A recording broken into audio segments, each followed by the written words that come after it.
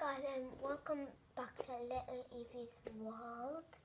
Today we are going to be making a strawberry cupcake. So let's get started. So with the base we will be using some of this yellow, and we are just going to flatten it out with your hands, and you are just gonna put it in just like that. So, look, it kind of looks like a bird. So, okay, so that's the base, and you're going to take a little bit of some off. Then you're going to flatten it at the side. Just flatten it at the sides. Flatten it at the sides. Flatten it, flatten it, flatten it. And then we are going to take some red Play-Doh and put myself in and just get kind of like the teeniest bit.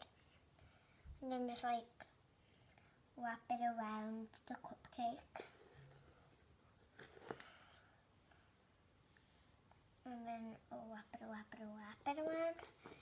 And then we are just going to take my 2 fingers in and just to do a huge wrap.